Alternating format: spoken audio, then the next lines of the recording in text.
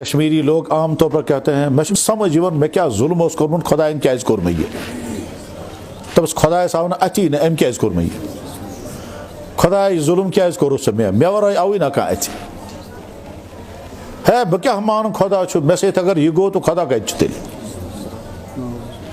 اس طرح کے جملے زبانوں پر نکلتے رہتے ہیں۔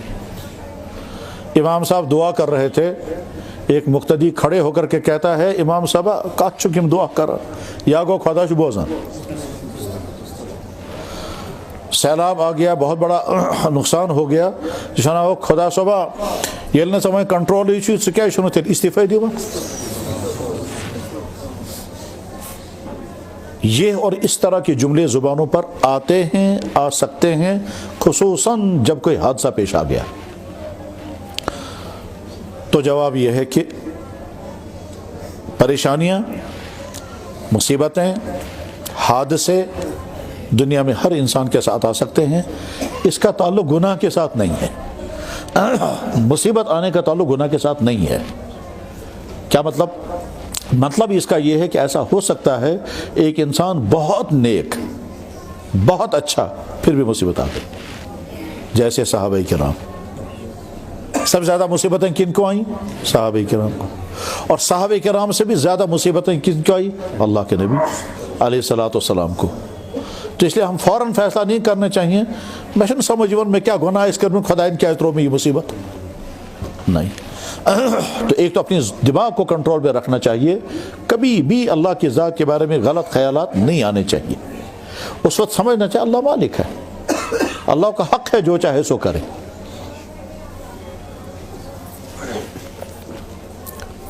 آپ اپنے پارک میں قسم قسم کے پھول لگاتے ہیں، ٹھیک ہے، ان پھولوں کے ساتھ بہت اچھے قسم کے پلانٹس لگاتے ہیں، اور آپ کبھی ڈیسائیڈ کرتے ہیں یہ پلانٹ ہم کاٹ دیں گے، اس کی کٹائی کریں گے، ایور گرین کو ایسے بنائیں گے۔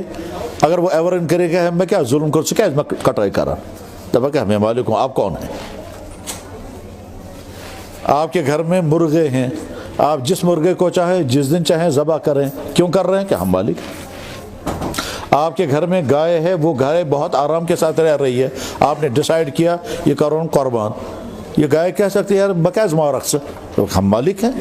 تو جیسے ہم اپنی چیزوں کے مالک ہیں اور جو چاہے ہم فیصلے کر سکتے ہیں اور کسی کو اعتراض کرنے کا حق نہیں ہے، اللہ بھی تو ہمارا مالک ہے۔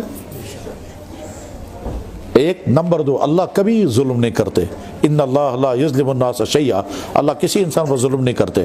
لیکن جب کسی انسان پر مصیبت آتی ہے تو اس مصیبت میں دو مقصد ہوتے ہیں۔ ایک مقصد ہوتا ہے میں بندے کا امتحان کروں گا، آج تک یہ آرام کے ساتھ رہ رہا تھا اور میون خدا بڑ رحیم کوتا مہربانی کرتم، اب میں تھوڑی مصیبت ڈال کے دیکھوں گا پتہ پھر کیا بنے۔ تو کبھی امتحان ڈالتے ہیں اللہ، وَلَنَبْلُوَنَّكُمْ بِشَيْءٍ مِّنَ الْخَوْفِ، میں ضرور تمہیں آزماؤں گا، خوف، پریشانی، نقصان، بھوک، بیماری، حادثہ، میں دیکھوں گا صبر کرو گے کہ بے صبری کرو گے۔ اگر تم نے صبر کیا تو اللہ فرماتے ہیں بشر الصابرین، میری طرف سے خوشخبری ہو ان کو جن کو میں نے مصیبت ڈالی اور پھر صبر کیا۔ اللہ اکبر، اللہ اکبر، مجھے عجیب دعا یاد آ گئی، اللہ اکبر۔ جناب رسول اللہ صلی اللہ علیہ وسلم نے دعا کی، یا اللہ آپ نے مجھ پر مصیبت ڈالی تاکہ میں صبر کروں، شکوہ نہیں کیا مصیبت کیوں ڈالی، کہا یا اللہ آپ نے مجھ پر مصیبتیں ڈالی تاکہ میں صبر کروں، میں صبر کر نہ سکا، پھر بھی آپ نے مجھے رسوا نہیں کیا۔ شکوہ نہیں کر رہے ہیں خدا سے کہ تمہیں مصیبت، کہتے ہیں صبر کا امتحان لے رہے تھے۔ تو اللہ کے نبی سے بڑا صابر دنیا میں کون ہے، لیکن پھر بھی کہہ رہے ہیں میں ہوک نہیں کہتے تھے امپت۔ اللہ اکبر۔ اس دعا میں اللہ کے نبی نے فرمایا یا اللہ آپ نے مجھے نعمتیں عطا کی تاکہ میں شکر کروں، میں شکر کر نہ سکا، پھر بھی آپ نے مجھ سے نعمتیں نہیں چھینی۔ یا اللہ آپ نے مجھے نعمتیں عطا کی تاکہ میں کھاؤں اور میرے بدن میں طاقت آئے اور میں آپ کی اطاعت کروں، میرے بدن میں طاقت آئی مگر میں آپ کی اطاعت کر نہ سکا، پھر بھی آپ نے مجھے ذلیل نہیں کیا۔ یہ اللہ کے نبی نے دعا کی ہے، الحزب الاعظم میں موجود ہے۔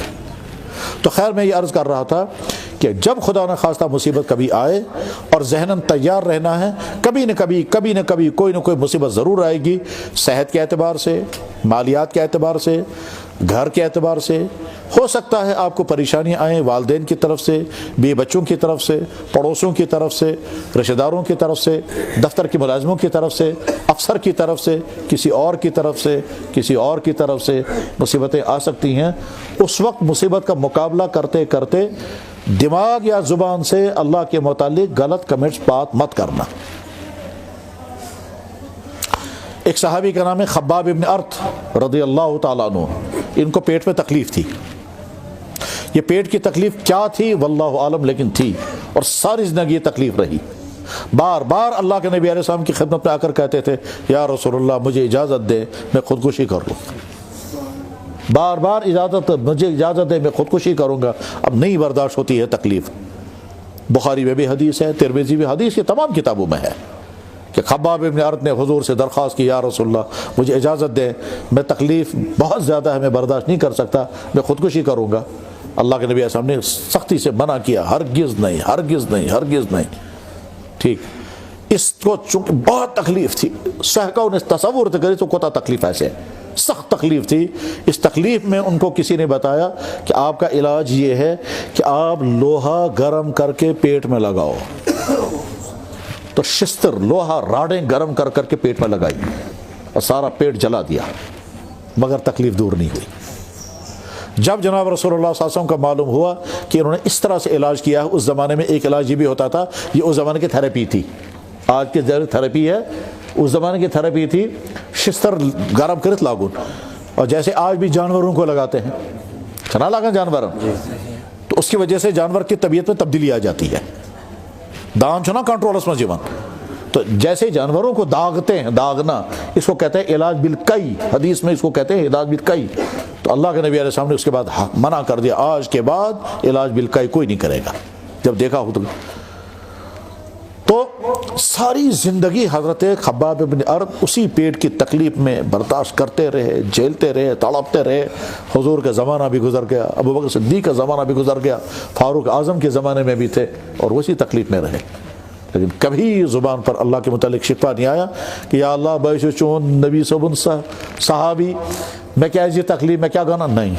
تو بہرحال اگر زندگی میں کبھی تکلیف آئے، مصیبت آئے، صحت کے اعتبار سے، مالی اعتبار سے، دفتری اعتبار سے، دکان کے اعتبار سے، گھر کے اعتبار سے، تو مصیبتوں کا مقابلہ کرتے کرتے نہ دماغ میں اللہ کے بارے میں غلط خیالات آنے چاہیے اور نہ زبان پر غلط کمنٹس نکلنے چاہیے۔ بس اس کو میں آیت پر ختم کرتا ہوں۔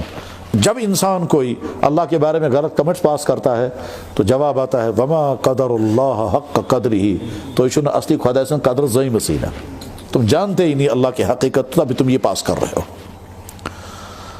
اور جب کوئی انسان کہے گا مصیبت تو فوراً سوچنا چاہیے میری مصیبت بہت کم ہے، میرے نبی پر تو بہت مصیبتیں آئی، ان مصیبتوں کے مقابلے ہماری مصیبتیں کچھ بھی نہیں۔ بس یہ بات ختم ہو گئی۔